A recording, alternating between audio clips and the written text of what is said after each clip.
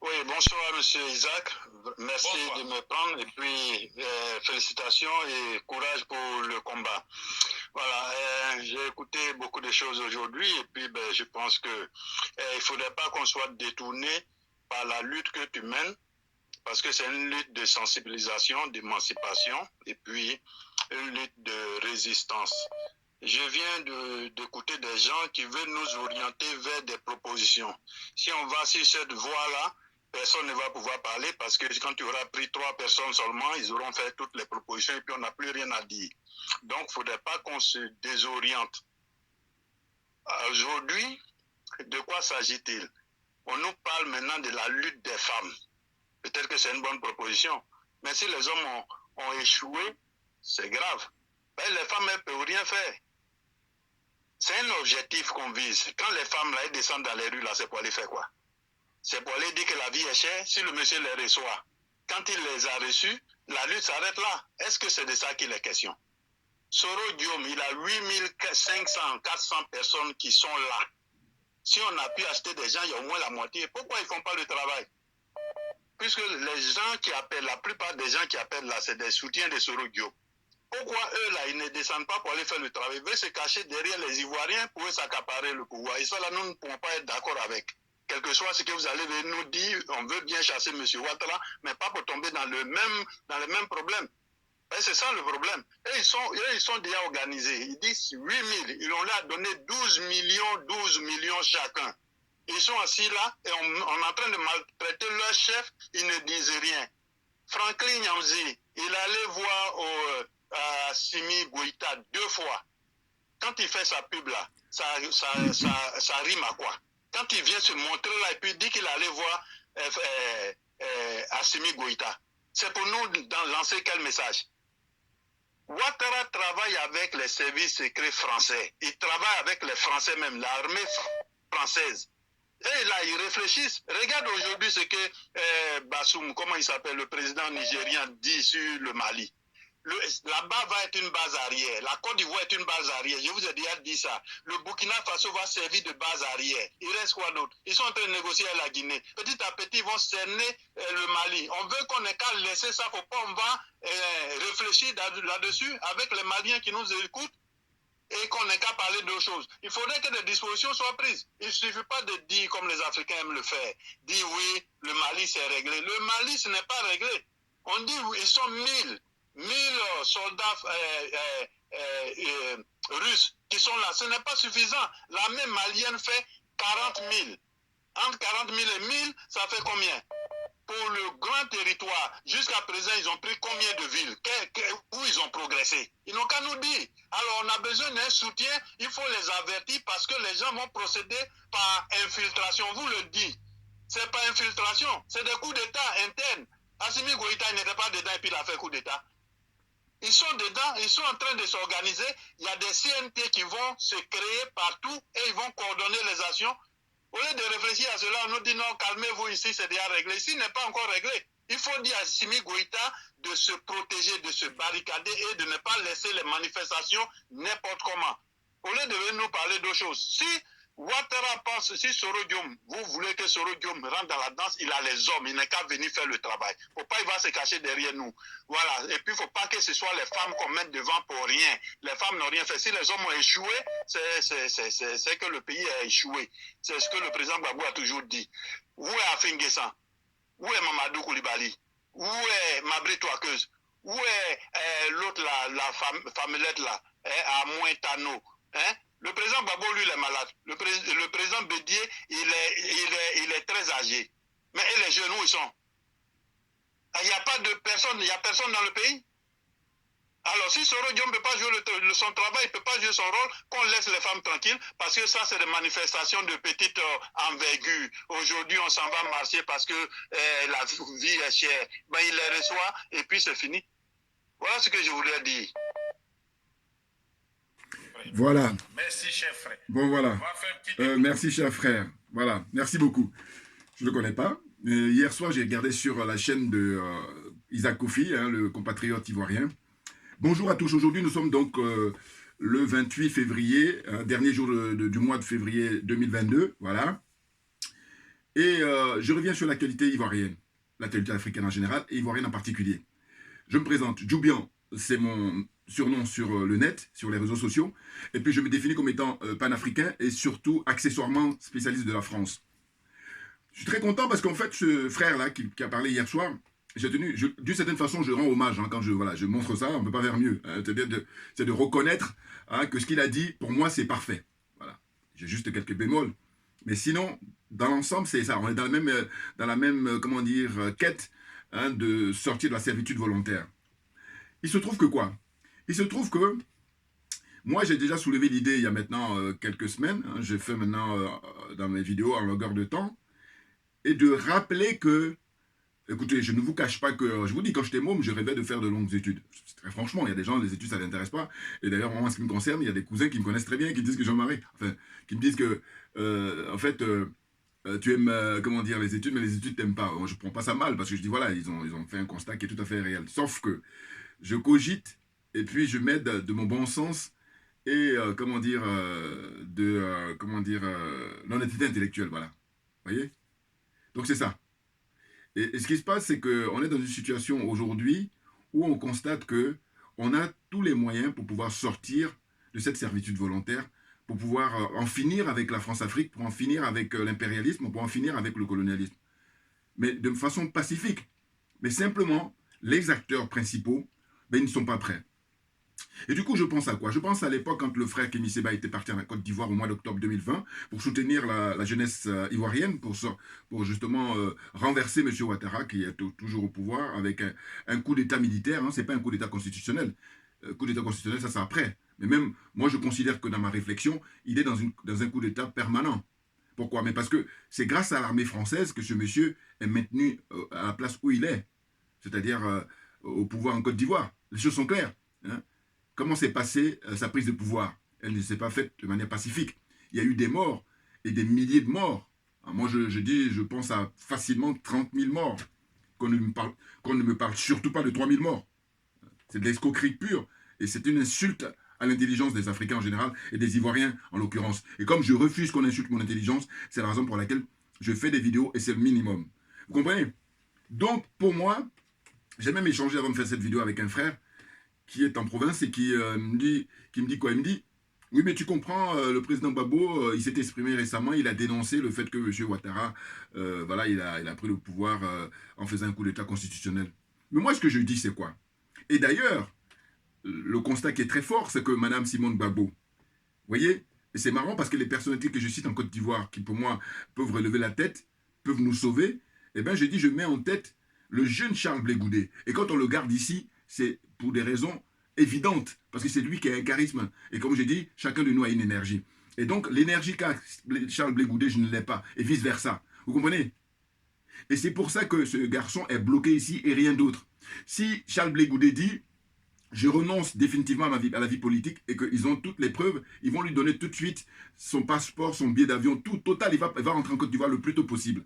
Mais comme il a déjà dit à maintes occasions dans les interviews que, en fait, lui, il souhaite, il a pour ambition de briguer la magistrature suprême dans son pays, en l'occurrence la Côte d'Ivoire. C'est-à-dire un jour devenir président de la Côte d'Ivoire. Pour lui, c'est quelque chose qui est tout à fait naturel. Voilà, parce qu'il estime que il a les capacités, il a l'expérience, voilà, il a déjà donné, voilà.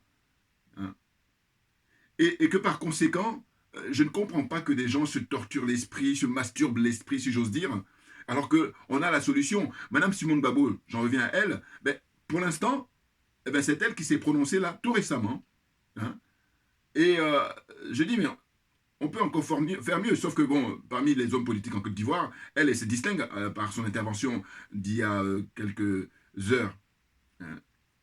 Elle a dénoncé, en fait, le boycott qui est organisé pour, comment dire, renverser le pouvoir en place actuellement au Mali, c'est-à-dire son Excellence le colonel Assimi Goïta et le Premier ministre Choguel Maïga, et puis, comment dire, les autres colonels et le ministre des Affaires étrangères Abdoulaye Diop.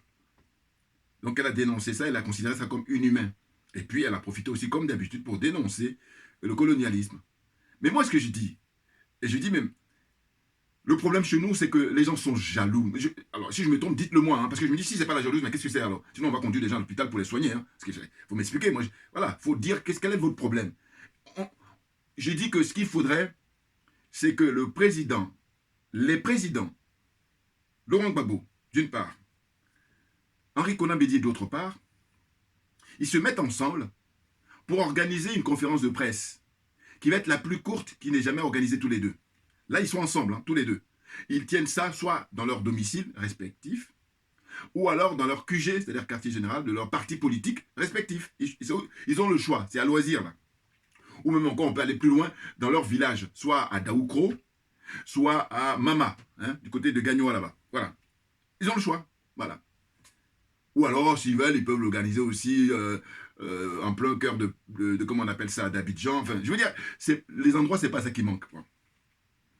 Et lors de cette conférence de presse, ils auront juste à dire 3 mots.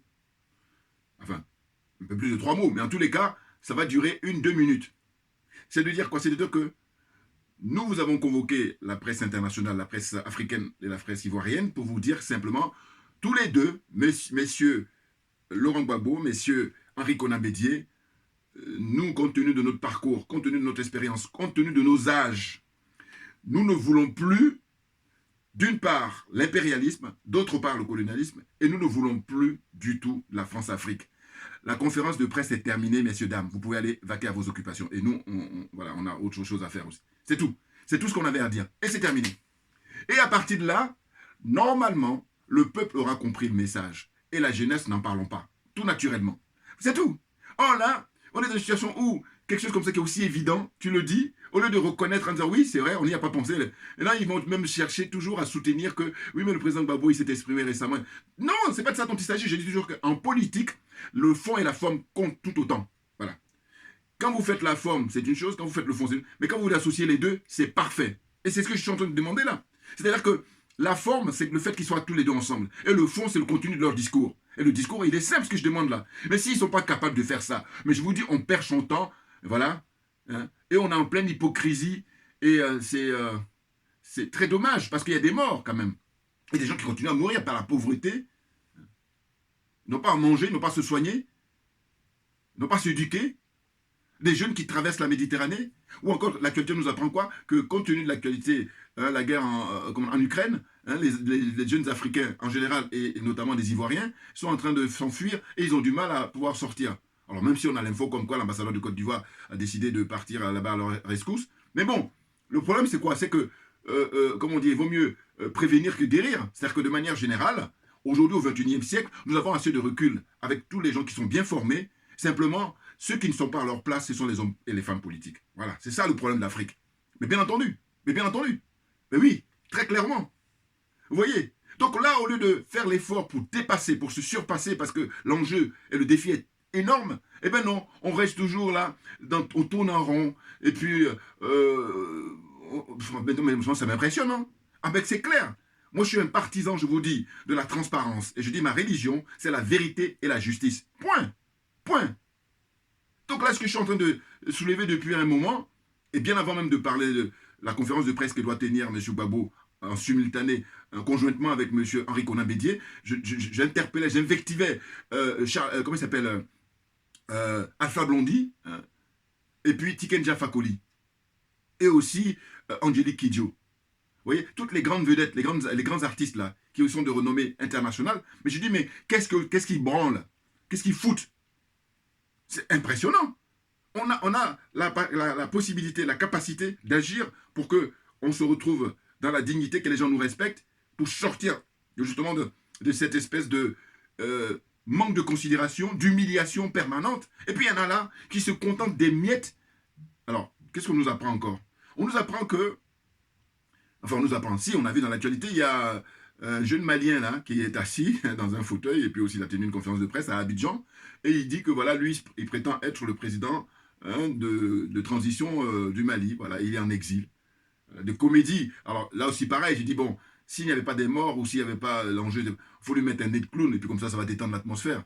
Bien entendu. Vous voyez, et ça n'a pas fait long feu d'ailleurs, parce qu'il paraît que lors de l'intervention de Mme Simone Gbagbo, après ils ont commencé, il a pris la fuite, je ne sais pas quoi. Mais en tout cas, moi, quand j'ai regardé les images, hein, je me suis dit, mais non, mais bon, Il faut tout pour faire un monde, c'est clair. Mais en même temps, ça voudrait dire qu'il ne mesure pas le soutien du peuple malien au pouvoir actuel. Et ça s'est mesuré quand récemment, il y a eu un grand rassemblement, je ne sais plus si c'était le 14 février, vous voyez, où ils ont réuni 4 à 5 millions de personnes.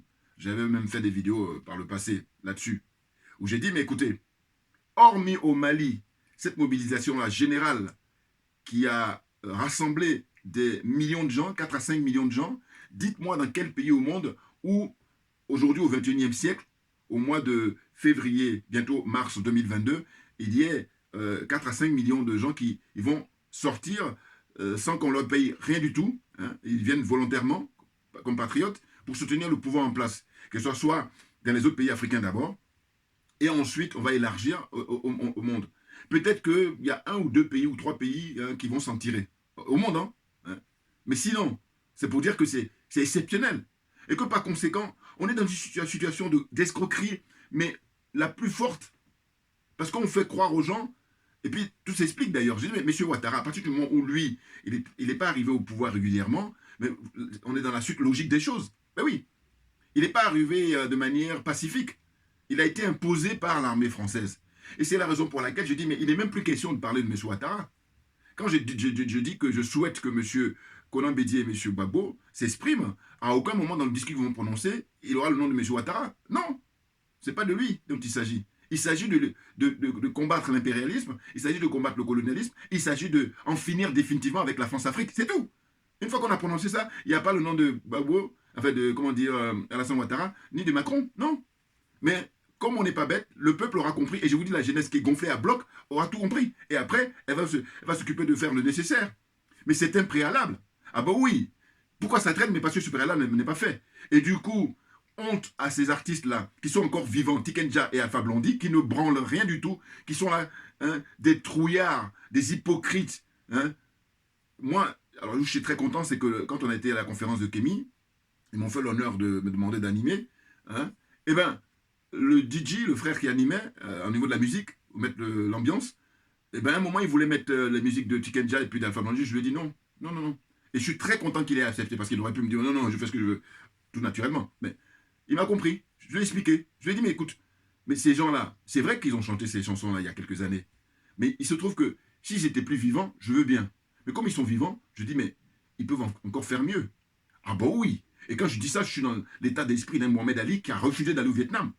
Ben oui, mais à un moment donné, parce que vous ne prenez pas de risque, et puis vous voulez faire le malin. Ah non, moi tu ne prends pas de risque, cache-toi, et puis ferme-la. C'est ça dont il s'agit. Et les gens qui prennent des risques, ce sont eux à qui on doit tendre les micros. Allez-y parler. Parce que vous prenez des risques. Oh, il y a des gens là, ils sont là. Donc, Alpha Blondy et Tikenja, ils ont chanté les paroles de la chanson hein, on ne veut plus de l'armée française, on ne veut plus de la France-Afrique. Ils sont encore vivants, mais allez-y faire des concerts à Bangui, en République centrafricaine. Allez-y faire des concerts à Bamako.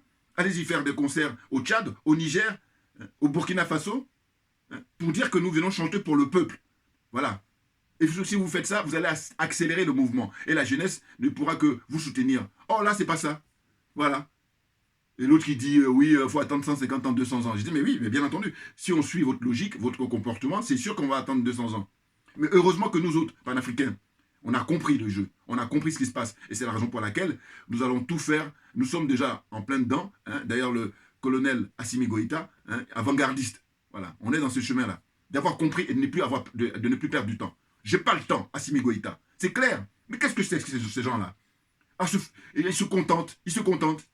Et puis quand tu essaies de leur faire entendre raison, eh bien au lieu de réfléchir 2 secondes, faire des efforts, la jalousie les mine tellement qu'ils ont du mal parce qu'ils se disent, mais comment c'est qu'il a eu l'idée, lui? Non, mais la question n'est pas là. La question, c'est de nous sortir, nous tous, et on sera tous gagnants. C'est ça, comme ça qu'il faut voir les choses.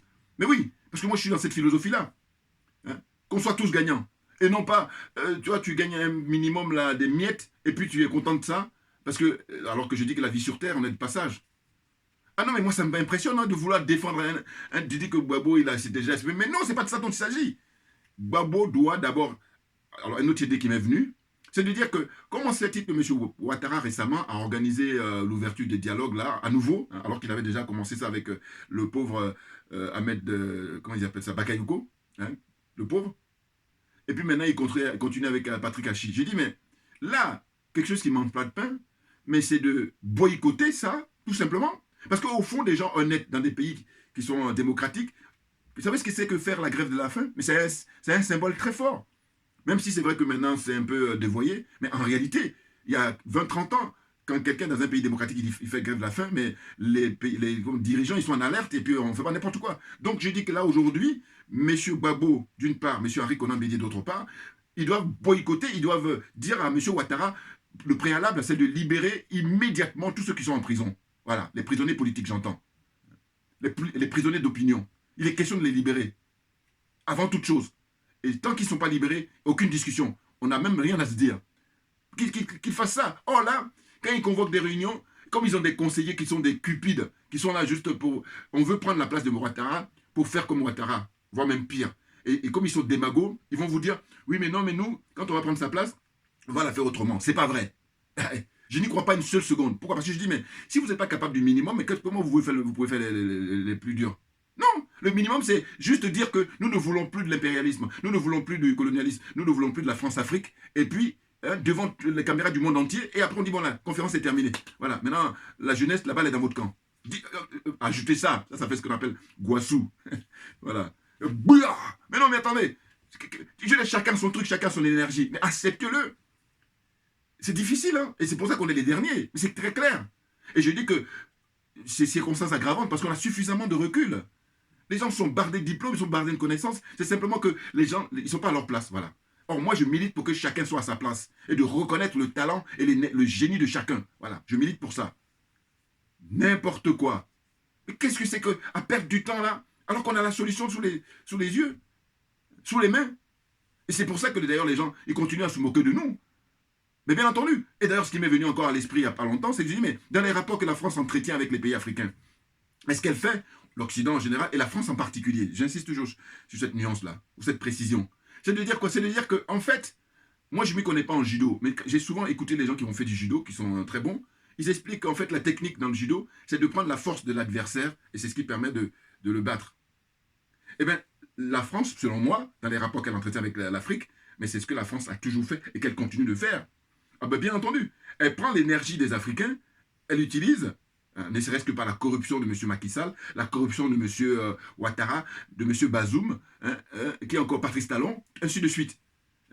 Tout le monde est corrompu, mais c'est ton énergie qu'elle prend. Et puis maintenant, tu te retournes contre ton peuple. Hein. Tu te retournes contre tes semblables. Voilà, c'est cette technique-là. Et bien c'est du bon sens. C'est du bon sens, honnêteté intellectuelle, c'est tout. Rien d'extraordinaire dans ce que je dis. Vous comprenez? Mais il faut accepter, et puis comme ça, on sera tous gagnants. Moi, c'est impressionnant pour moi. Hein. Chercher des arguments. Mais non, non, non. Elle est là, la solution. Elle n'est pas ailleurs. Monsieur, je me répète, hein, parce que, alors, on finit par me traiter de je sais pas quoi, mais je veux dire par là que, pourquoi ça, c'est simple, et je rêve que quelqu'un prenne le... Moi, je fais la puis je prends les vidéos des uns et des autres, là, mais des gens qui ont beaucoup plus de vues que moi, voilà. Prenez ça, et puis dites, voilà, la solution, elle est là. Pourquoi vous ne la faites pas? Et en plus, si ces gens-là, que ce soit M. Henri Konan Bédié d'une part et M. Gbagbo d'autre part, qui disent que voilà, nous, compte tenu de nos âges, c'est-à-dire que M. Konan Bédié, je crois qu'il a 87 ans, puisqu'il est né en 1935, M. Gbagbo est né en 1945, voilà, ou 34, voilà. Konan Bédié est né en 34, et puis M. Gbagbo en 45, bon. Donc avec grosso modo, si je ne me trompe pas, 77 ans, et puis 89 ans, quelque chose comme ça, si je ne me trompe pas dans les calculs. Bon, en gros, c'est dire qu'ils ont des âges avancés, ils ont un certain âge. Donc, ils pourraient dire, par exemple, voilà, nous allons renoncer à la vie publique, nous allons prendre notre retraite définitivement, nous allons nous reposer, voilà, hein, pour retrouver les siens, nos enfants, nos petits-enfants et tout ça, voilà. Et bien, ils pourraient dire ça officiellement aussi, et puis comme ça, on ne les embête plus. Limite, on pourrait leur suggérer de donner quelques conseils. Mais là, ils sont toujours acteurs, ils sont toujours en activité. Mais s'ils sont toujours en activité, qu'est-ce qu'ils font? Voilà, je vais rester poli. Mais c'est ça le problème. Mais oui, donc ne pas faire ces trucs aussi simples, aussi élémentaires. Mais j'ai dit, mais arrêtez. Hein, on va finir par foutre la paix à M. Ouattara et à la France. Parce que, très franchement, hein, j'ai dit dans mes vidéos passées où j'ai dit que quand j'étais aux sciences scolaires, les équations, pour que tu puisses traiter une équation à 2, 3 inconnus, il faut déjà commencer par une équation à une inconnue. Mais si tu es incapable de traiter une équation à une inconnue, moi, je ne sais pas, hein, peut-être que je me trompe. Là aussi, dites-moi dans les commentaires. Vous voyez? C'est de ça dont il s'agit. Un truc aussi simple, ils en sont incapables. Donc je dis, dans ma réflexion, ces gens-là veulent juste prendre la place de M. Ouattara et puis faire comme lui. C'est-à-dire qu'ils vont estimer qu'eux, ils sont mieux placés pour ne pas faire comme lui, au sens où ils vont estimer que lui, il fait mal le travail et qu'ils vont bien le faire. C'est-à-dire que lui, il fait trop souffrir le peuple. Nous n'allons pas faire souffrir le peuple. Non, je n'y crois pas une seule seconde. Non. Celle qui est dans la mouvance, c'est Mme Simone Gbagbo. C'est très clair. Maintenant, il se trouve qu'elle, elle a beaucoup moins de notoriété et puis elle a moins d'expérience que M. Gbagbo et M. Henri Konan Bédié. Elle n'a pas été président de la République. C'est important. Hein? Elle a été députée. Voilà. C'est pas rien, c'est vrai. Ou première dame, si vous voulez, mais c'est surtout en tant que femme politique. Mais ce qui est sûr, c'est qu'elle n'a pas eu ce privilège-là d'avoir le poste de président. Alors que le mérite, là, maintenant, elle le mérite, très clairement. Ah bah oui, parce qu'elle, c'est une patriote, une authentique. Et non pas ceux-là qui cachent leur jeu, qui sont dans la cupidité, dans l'escroquerie morale, et puis qui continuent une fuite en avant. Ça n'a pas de sens. Voilà. J'espère que ma vidéo, là, d'aujourd'hui, j'espère qu'on m'a compris. Parce que, franchement, n'importe quoi. Je dis que je le dis régulièrement, mais bon, en français quand même, bon, j'aimerais bien parler en langue ivoirienne, j'allais dire. Mais oui, très clairement, mais bon, c'est pareil, je me garde. Mais je le regrette, hein, évidemment, mais je veux dire que peut-être que le moment viendra un jour, voilà, parce qu'il faut trouver l'occasion. Et puis, il faut dire aussi que c'est une question de moyens, parce que si je parle dans ma langue de Côte d'Ivoire et que j'ai la possibilité d'être traduit, je peux le faire facilement, mais voilà, j'ai même pas les possibilités de montage pour l'instant, donc vous comprenez bien. Voilà, j'espère que vous serez indulgents face à mes explications. Et puis surtout, portez-vous bien, vous pouvez me retrouver donc sur Facebook, sur YouTube, naturellement, sur VK, et puis sur Twitter. Voilà. Hein. Merci beaucoup pour votre attention et puis à très bientôt. Merci bien. On lâche rien parce que c'est nous qui avons raison.